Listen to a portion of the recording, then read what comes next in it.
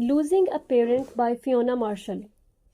کہتے ہیں کہ پیاسا کنویں کے پاس آتا ہے، کنواں پیاسے کے پاس چل کر نہیں آتا، مگر اس مرتبہ کنواں اس کتاب کی صورت میں مجھ پیاسے کے پاس ضرور چل کر آیا ہے۔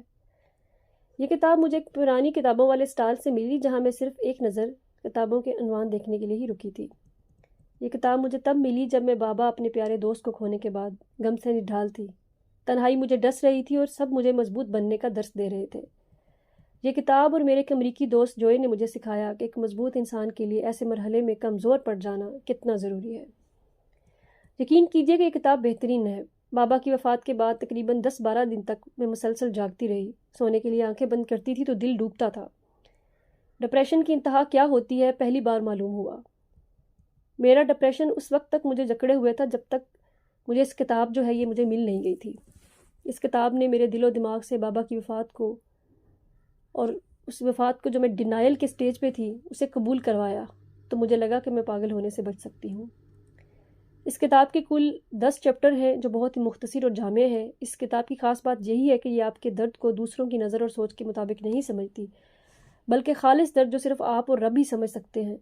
یہ کتاب اس درد کی بات کرتی ہے۔ پہلا باب ہے ٹرمینل النس، اینٹیسپیٹنگ ڈیتھ۔ اس باب نے مجھے اکتوبر 2022 میں لجا کھڑا کیا جب مجھے پہلی بار معلوم ہوا تھا کہ میرے باپ کو کینسر ہے۔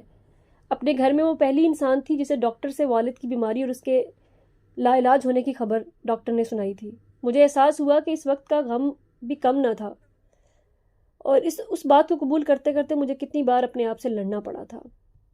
You and your dying parent, اور دوسرے باب میں ان تمام حالات اور جذبات کو رقم کیا گیا جب آپ کو معلوم ہو، آپ کو نظر آ رہا ہو کہ آپ کے والدین میں سے کوئی وفات پانے والا ہے۔ یہ اذیت آپ کے دل کو 80 سال کا بوڑھا بنا دیتی ہے۔ اس اذیت کو محسوس کرنا مشکل ہے اور فیونا نے اسے لکھ بھی دیا۔ وین ڈیتھ کمز، تیسرے باب۔ اس باب نے مجھے سکھایا کہ بے شک آپ ذہنی طور پہ اپنے والدین کی موت کو قبول کر چکے ہوں، لیکن جب موت آ جاتی ہے تو کیسے سارے کی ساری ذہنی تیاری دھری رہ جاتی ہے اور آپ کو بکھرنے کے لیے جگہ بھی نہیں ملتی۔ چوتھا باب سڈن ڈیتھ۔ سڈن ڈیتھ میں اچانک سے بھونچال پیدا کر دینے والی موت اور اس کے درد اور صدمے کے بارے میں لکھا ہے۔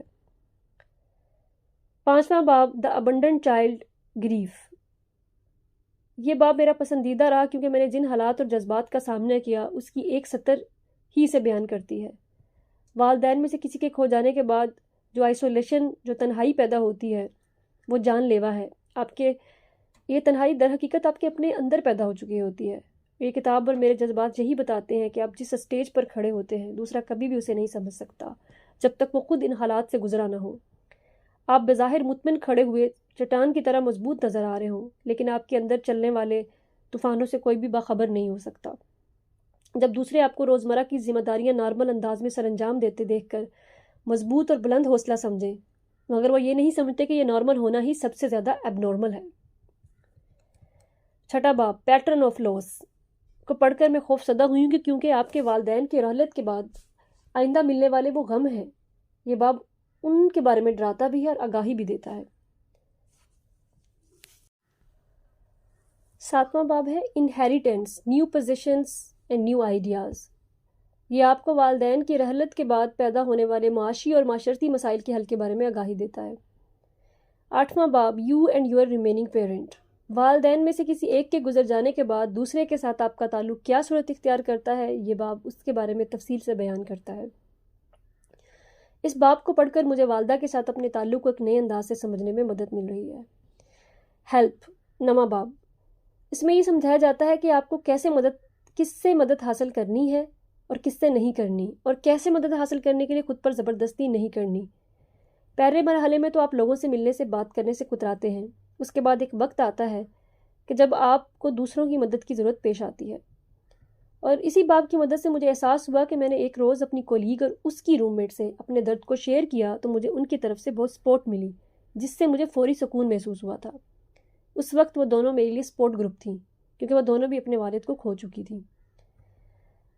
اس باب اور دیگر باب میں اس بات پر زور دیا گیا ہے کہ غم کس طرح آپ کی جسمانی صحت پر اثر انداز ہوتا ہے اور آپ کو اسے کیسے قابو کرنا ہے، اور وہ لوگ جو اپنا درد ان آنسوؤں کے ذریعے نہیں بہا سکتے ان کا درد صحت کی خرابی کی صورت میں نکلتا ہے، جیسے کہ آج کل میرے ساتھ ہو رہا ہے۔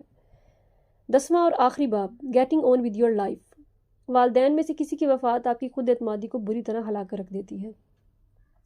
آپ عجیب سی کیفیت کا شکار ہو جاتے ہیں۔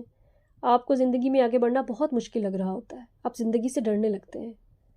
آپ اپنی زندگی میں کوئی نیا کام کرنے جاتے ہیں، حتیٰ کہ ایک گانا سننا، کوئی چیز خریدنا، اندر اندر آپ کو بے تکے گلٹ میں مبتلا کر رہا ہوتا ہے۔